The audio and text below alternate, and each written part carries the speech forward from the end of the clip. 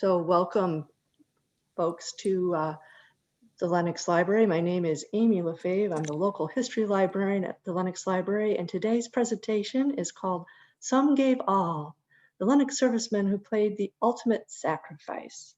I'd like to thank the Lenox Library Association for providing us with a Zoom account, and I'd also like to thank the Matthew and Hannah Cater Foundation for providing us with equipment to make this program possible. I'd like to start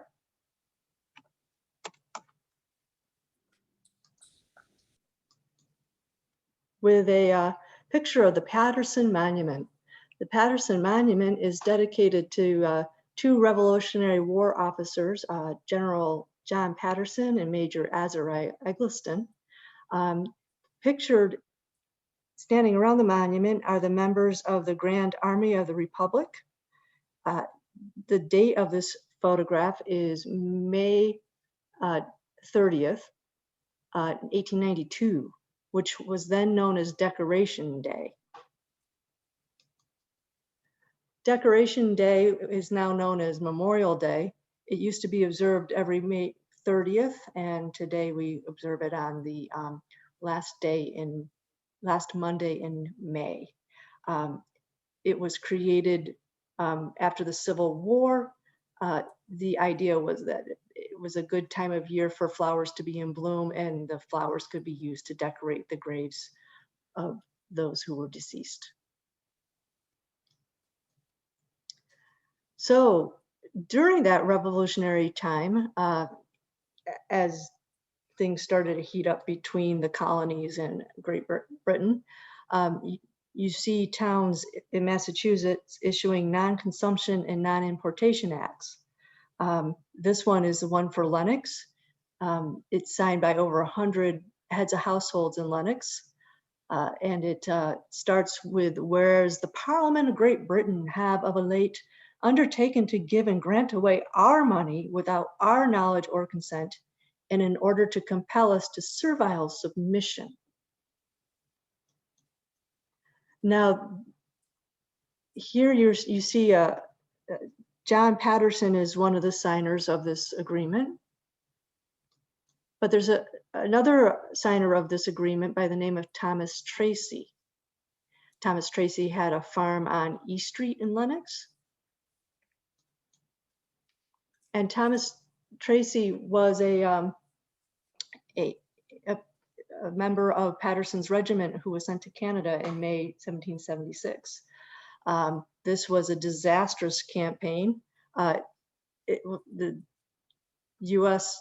wanted to protect the flank against Canada, that having just successfully defended Fort Ticonderoga, and Patterson's regiment, which was made up mainly of Berkshire men, included Thomas Tracy. When they reached Quebec, there was an outbreak of smallpox, and it decimated the regiment. So it went from 600 men and down to 6 by the time the Battle of the Cedars was fought. So here's a picture of the Thomas Tracy farm in Lenox. This is from taken from a pamphlet called The Tracy Genealogy, Ancestors and Descendants of Thomas Tracy of Lenox, Massachusetts.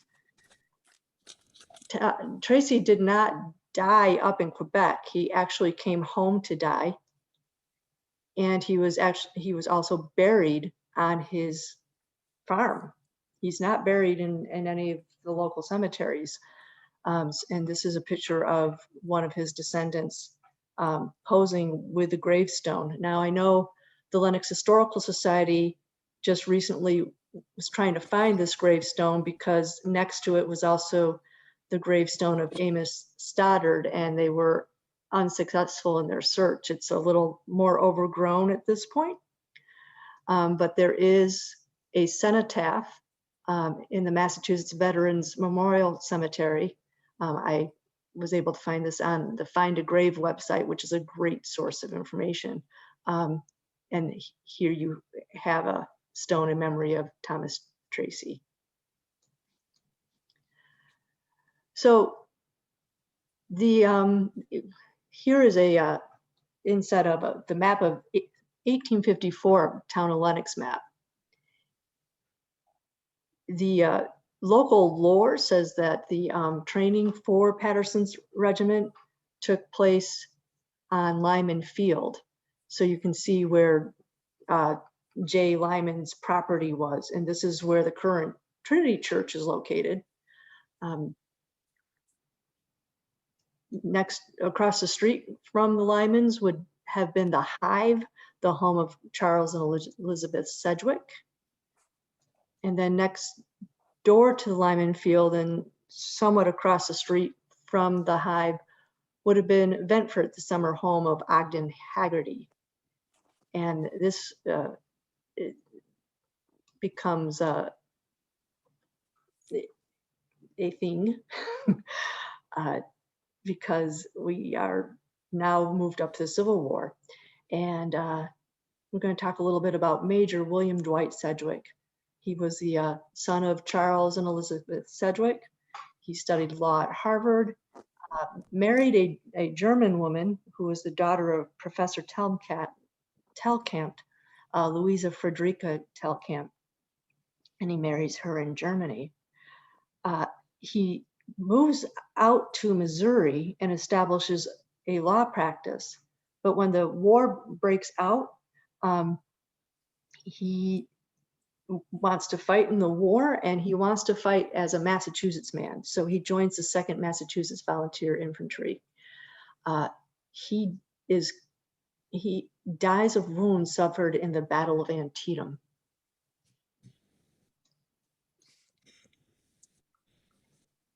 This clip comes from a Tales of the Army of the Potomac, a blog written by Timothy Orr, but it's also found in several sources. This is an entry of September 17th in Willie Sedgwick's diary. While trying to rally our men, a musket ball struck me in the small of my back, and I fell from my horse.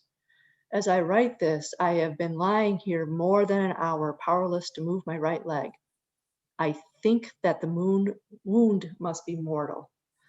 And he wants his friends to know that I have fallen while doing my duty as well as possible, which I can truly assert, and that I have not uttered groan as of yet, lying alone on the hard ground in the hot sun with no friend near. So Elizabeth Sedgwick, Major Sedgwick's mother, is pictured on the left, and her home the Hive is pictured on the right. Now, Sedgwick was shot on the 17th. He lingers until the 29th of September. He's taken to a nearby farmhouse where surgeons try to save him. He manages to write to his mother at home. His wife is still in Germany with their 3 young daughters, and they don't know about Sedgwick's passing until they arrive in the United States by boat. But Elizabeth and one of William's sisters manages to get down to the battlefield in time to say goodbye. Now here's a picture from the Sedgwick pie. The inscription on Sedgwick's tomb there is Dulce et decorum est pro patria mori, which is Latin for it is sweet and honorable to die for one's country. The funeral services were held on October 4th, 1762 at the Hive. And then there was a procession to Stockbridge. And by the time they reached the cemetery, the sun was setting and the full moon was rising. And it was described as a very touching scene. Now, this quote is from the letters of Robert Gould Shaw. He was friends with Sedgwick, and he talks about Sedgwick being merry and jolly as usual. And then about the same time next day, we heard he was killed. Shaw doesn't know that he wasn't killed outright, but he was making that contrast to this with this letter to his sister. And here's a picture of Robert Gould Shaw. Now we're pretty familiar with his story thanks to the movie Glory. This picture is from the photo album. It's a carte de visite photo album of Ellen Schermerhorn, who marries another Civil War colonel, Colonel Auchmuty. I'm just gonna.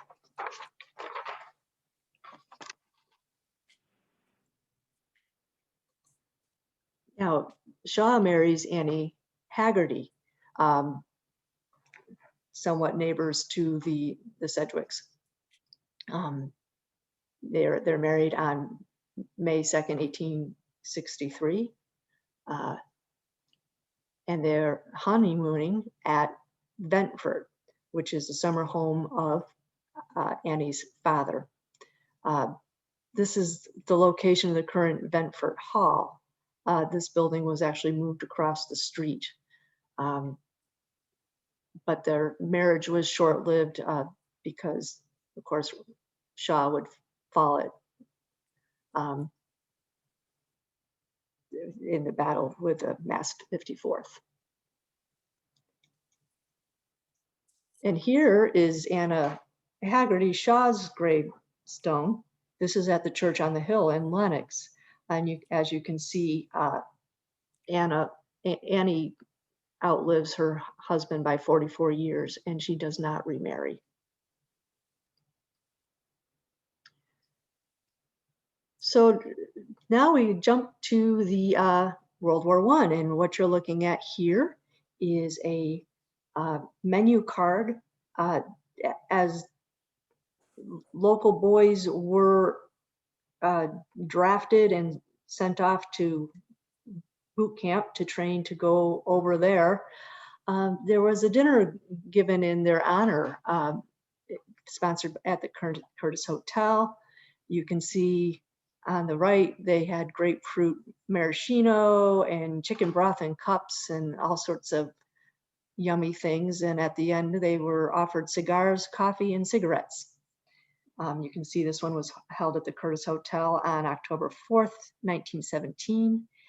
And the men who were honored all signed this menu card. Now there are two men who would not come home. One is Albert Baumgartner, and the other one is Thomas McCabe.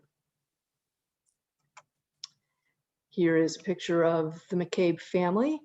They were residents of Lenoxdale, actually next door to me, not concurrently, of course. And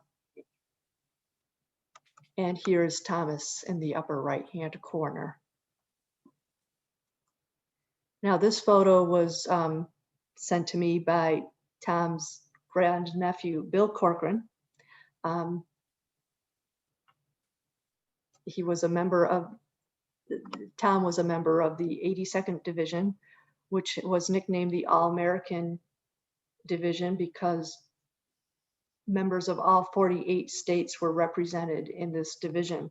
It's now known as the 82nd Airborne Unit, and their patch has a double A, and that's from the All-American. Now here's some snips from the Berkshire Gleaner.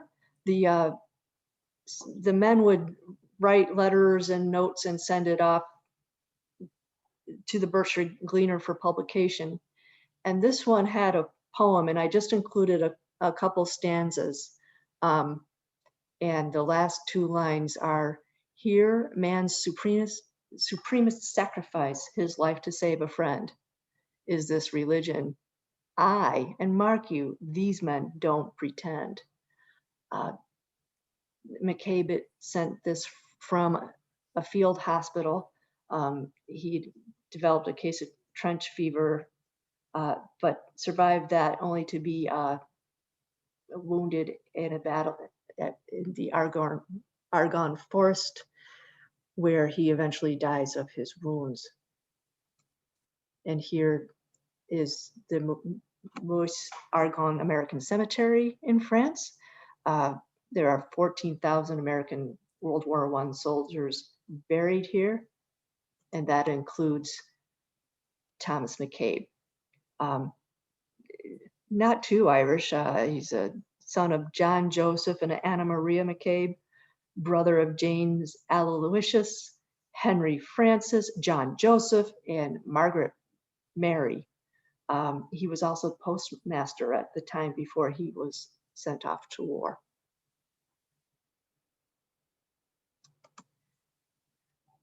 Those of you who attend St. Anne's Church regularly pass this plaque on your way into church.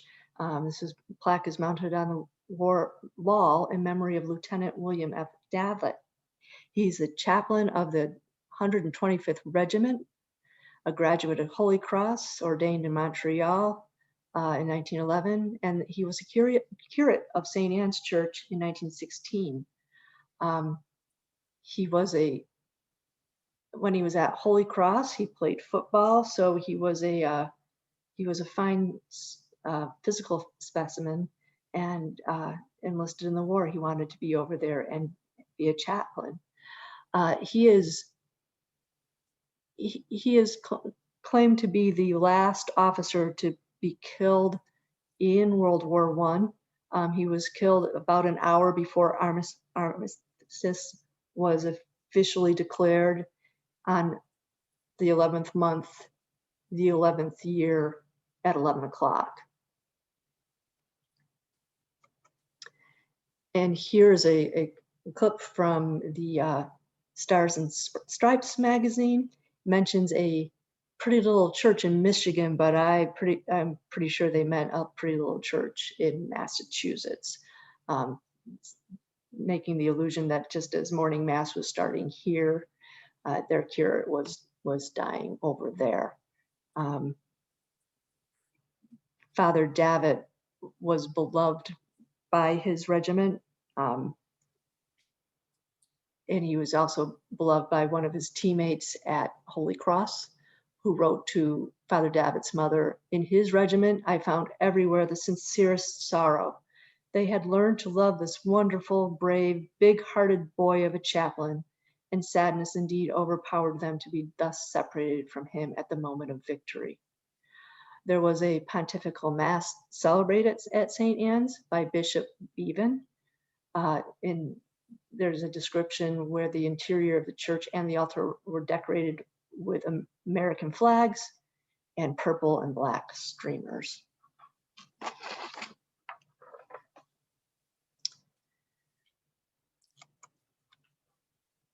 There were also some men who paid the ultimate sacrifice in World War II. One of those men was Second Lieutenant F. Baxter Lane. He was a rifle platoon leader of Company K, attended and graduated from Boston University in 1943.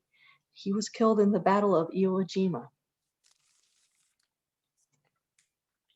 And here, provided from Ancestry.com, is a image of Lieutenant Lane's draft card.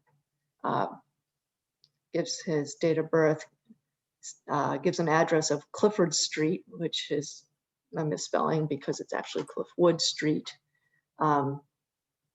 Indicates that he is currently a Boston University student at the time of his drafting, and Mr. Norman David Lane as the name of the person who will always know your address, and the relationship of that person is father. So here's a picture at St. Anne Cemetery of the family headstone.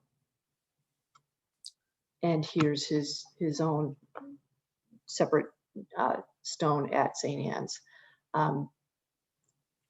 Silver Star was awarded posthumously to Lieutenant Lane. And I'm just going to read a little bit of the description of the citation awarded to Mrs. Lane when she received this Silver Star for conspicuous gallantry during action against enemy Japanese forces at Iwo Jima volcano islands from February 22nd to 24th, 1945. Courageously leading his platoon in a daring strike against the heavily fortified, deeply entrenched enemy on Motoyama Airfield, Second Lieutenant Lane boldly pressed forward against fanatic, hostile resistance, fighting furiously despite the overwhelming odds and wiping out 12 Japanese pillboxes to extend the time of advance to the edge of the field. And there's more description of his efforts in that battle and how his efforts were instrumental in helping the Americans win a very significant battle, because it gave the Americans that much of a closer landing pad to fight Japan. Now here's a page from the 1953 Lenox High yearbook. This is a commemorative issue. It celebrates 150 years of education in Lenox. So not only does it focus on the class of 53, but it includes pictures of various classes, various teams. On this page is a picture of the 1940 Berkshire County baseball champions, and there's some familiar Lenox names on this roster, Joyner and Romeo and Pignatelli. In fact, that is John Pignatelli in the second row, far right. There would be, on this team, there would be 3 men who would lose their lives in battle. First baseman William H. Smith, the manager Dominic Pettinella, and the right fielder John Fiore. So William Smith was killed in a plane crash off of Puget Sound. They were doing military exercises in March 1945. Corporal Pettinella was killed in action in France in 1944. And Sergeant Fiore was ambushed in Korea. So the first 2 gentlemen lost their lives in World War II. Fiore goes to World War II and survives World War II, but is the only casualty in Lenox for the conflict in Korea. While fighting in Korea, he was a member of the 2nd Reconnaissance Company, 2nd Infantry Division. As I mentioned, he served in World War II, and he was one of 6 Fiore brothers to serve in World War II. And he is the, according to a Slutman's citation, after his death, he is the first citizen of Lenox to have given his life in the struggle against communism. His convoy was ambushed in the Battle of Chipyeong-ni, February 13th through 15th, 1951. Now, Fiore had been called home. His mother was in grave condition, and the family requested that Fiore be sent home so he could say goodbye to his mother. But the Army couldn't find Fiore in time. By the time they found him, they discovered that he had died. Mrs. Fiore was not told of her son's death, and she died 3 days later. Although some people say that as a mother, she probably knew.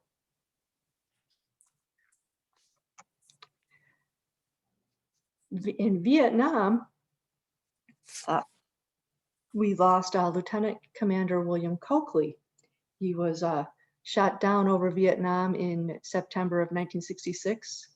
He was officially missing in action for 23 years, although it was pretty clear that his plane had been shot down, and it was certain that he didn't survive, but because there were no remains recovered,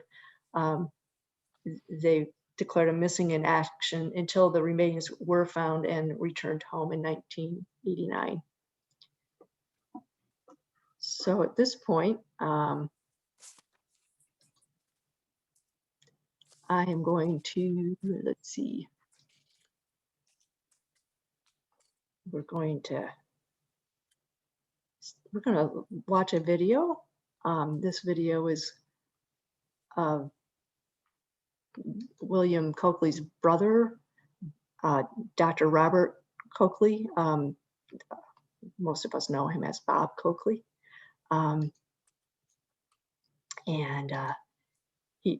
This video is a pretty powerful. I think you'll find it pretty powerful. It's about 15 minutes long, but it will be worth the watch. I thought maybe we could start by talking about your brother Bill growing up. What was it like to have Bill as a brother? Well, I idolized Bill. He was 5 years my senior. Mm-hmm. There were 4 brothers in my family. Bill, my next older brother, Walter, and then I came along 4 years after Walter, and then 10 years later, my little brother, Joe, was born. So Bill was the oldest. He was extremely, extremely bright, and it was recognized early on. My father ran a variety store here out of the town hall for 50 years. And when we were kids, we used to always come over here to the library, and Judy Conklin was here, and she was almost like our daycare leader. But she early on realized that both my older brothers were extremely bright.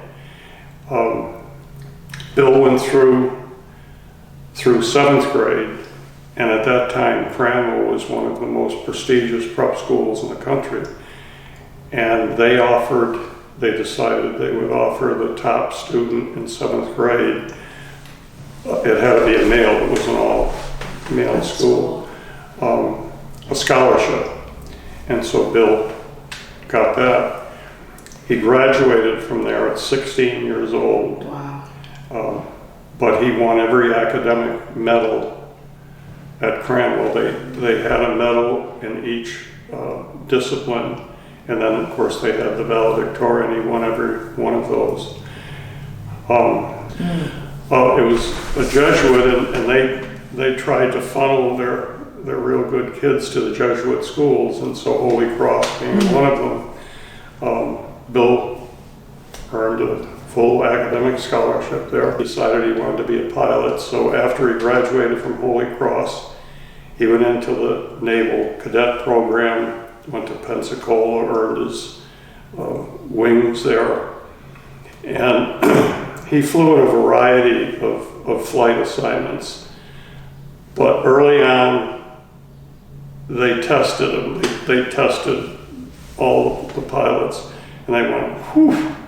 So they sent him to Harvard for his master's degree in political affairs, and he worked at the Pentagon, the Office of Asian Affairs or whatever. And what year was this when he was at the Pentagon? He was there in 1965, so it was for 2 years, Amy, so he must have been there 64 and 65. And that's when the Vietnam War really began to heat up. And how old was he at this point? When Bill was killed, he was 33. So he probably was in his early 30s. Early 30s then. Maybe. But after he graduated from Harvard, they put him in a position in the Pentagon.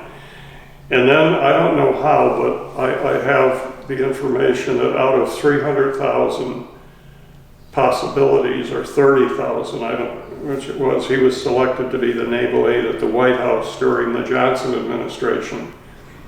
And there's some great pictures of them with him. Bill was very handsome. If you see the picture. I saw the pictures, and I have to agree with that. He was about 6'1", in great physical shape. And his responsibility at the White House was to introduce various celebrities to the President and Mrs. Johnson. So for a handsome young bachelor, it was a great life for him. But as the Vietnam War began to heat up, he really felt a need to be over there. So many of his buddies, his closest friends, were flying there. One of them was Jerry Denton, who was the first pilot of the pilots that were captured off the plane when they released them, and he became a senator in Alabama, Jeremiah Denton. But he was one of Bill's very close friends. But he just felt he had the ideal situation in Washington, but that he should be over there.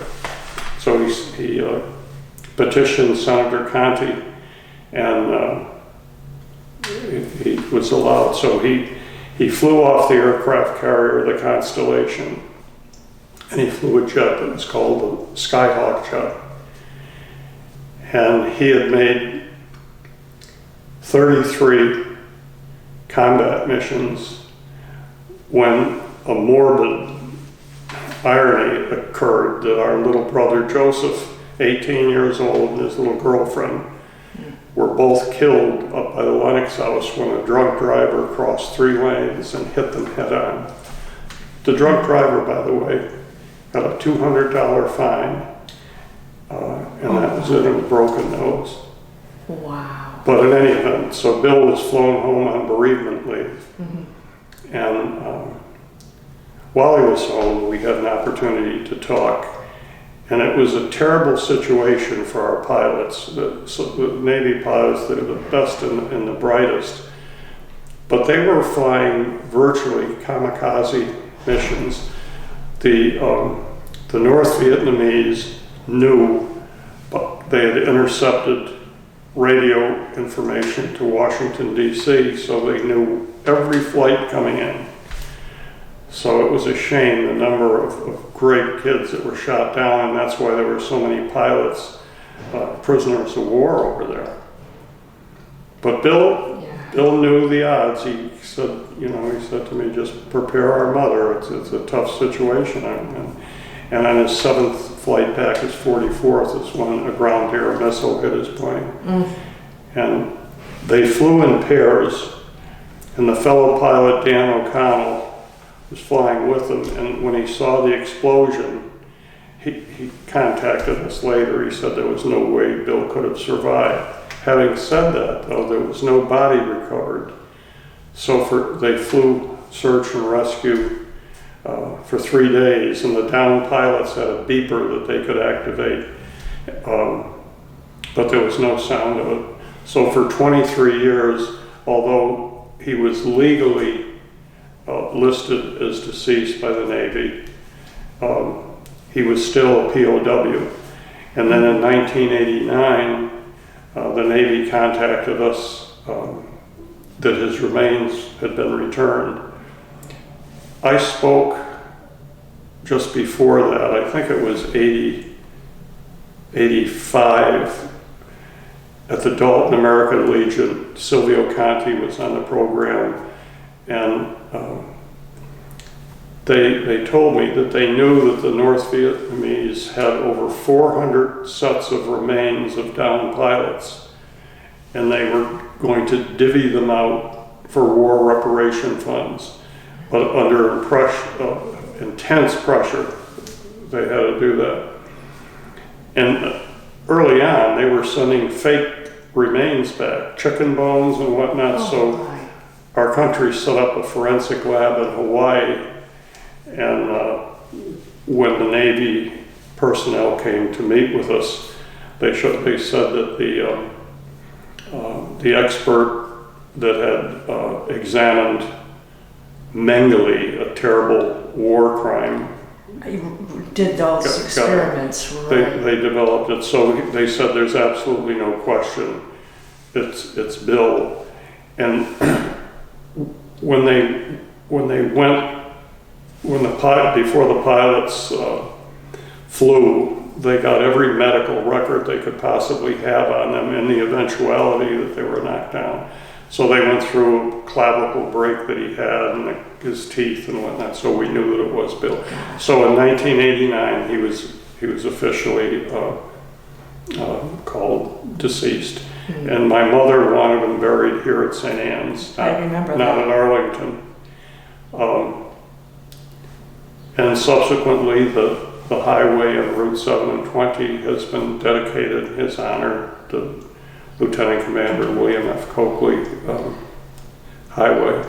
Yes. Our good friend Smitty Pignatelli had a lot to do with that, so we're very, very pleased. He's a supporter of the veterans. It's, yeah, he's named after one. So. But I remember Bill wrote wonderful letters, but he wrote that here he was flying off. If you've ever seen pictures of those pilots flying off a carrier, oh my God, and then landing on them. But he said he often thought of the peace and serenity of Lenox, the elm trees, the Lenox Library, and all that.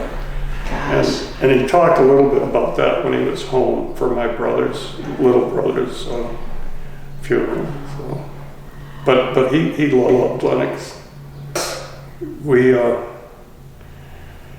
He loved my wife, Mary Ann, and I shocked my two older brothers getting married, and he knew a lot of the ladies. And after he died, my mother had 3 or 4 letters from different girls that were sure he was going to marry. Oh gosh. She got a kick out of that. Yeah. Well, as good looking as he was, that's not a surprise. Yeah. I was talking with Bill Corcoran, whose great uncle was Thomas McCabe. He was killed in World War I. Mm-hmm. And he talked about his family hearing news that Thomas had died, but then rumors that he hadn't, and that whole uncertainty of is he alive, is he dead? Yes. Until finally they confirmed 2 years after the war that he had in fact died of wounds sustained in battle. But he spoke of that uncertainty in that period, and these mystery sightings that people would report that they had seen Tom. Did your mother go through any of that with Bill? Absolutely.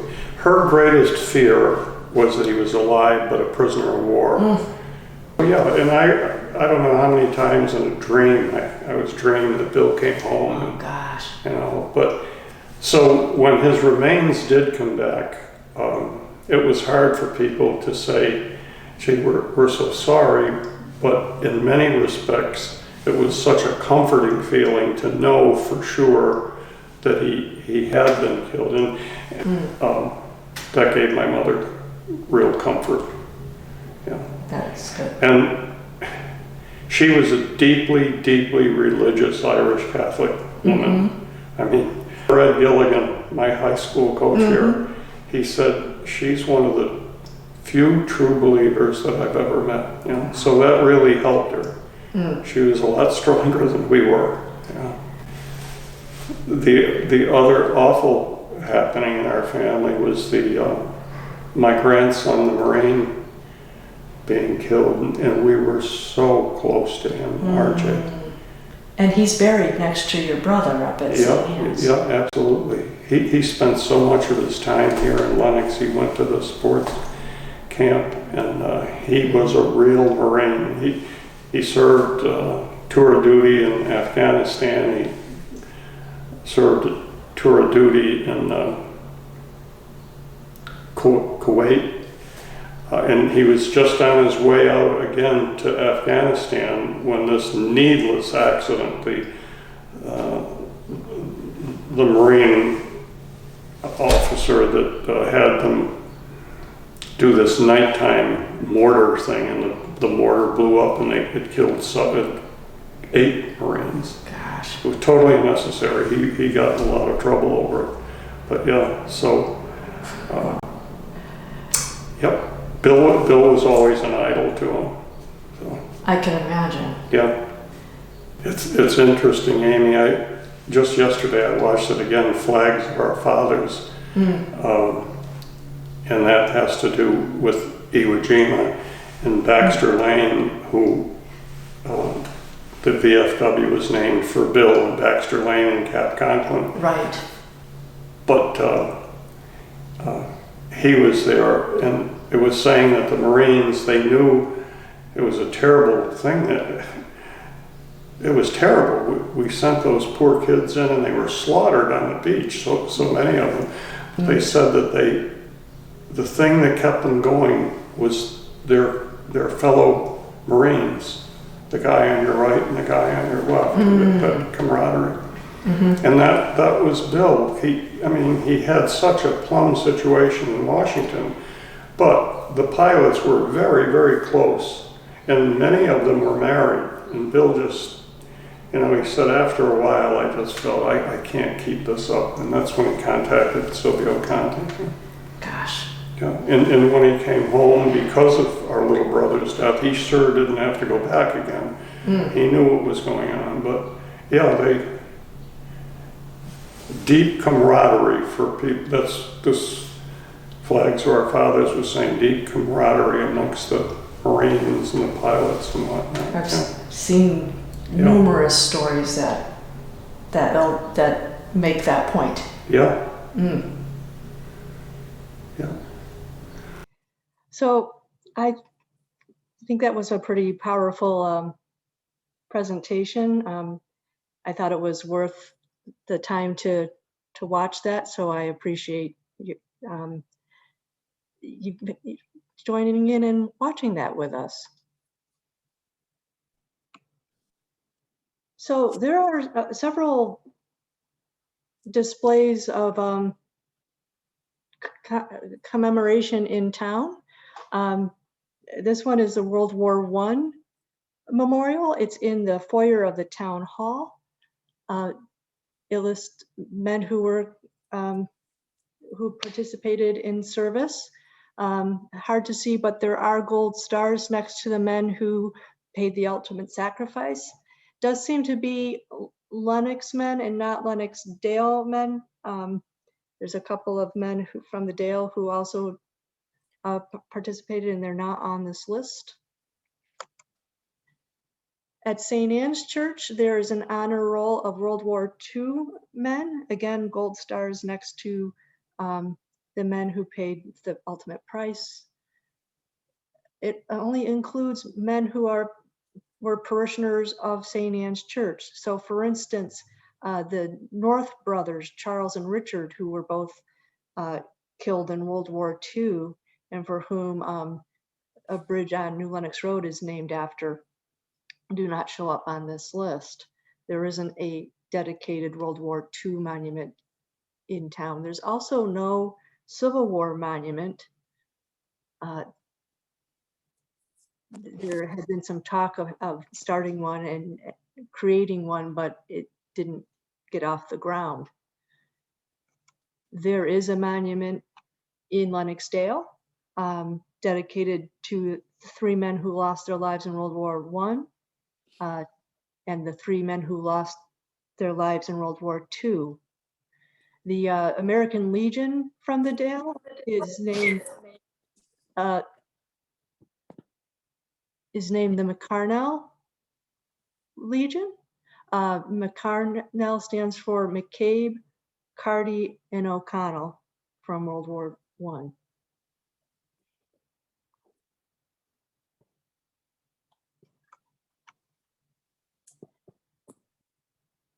So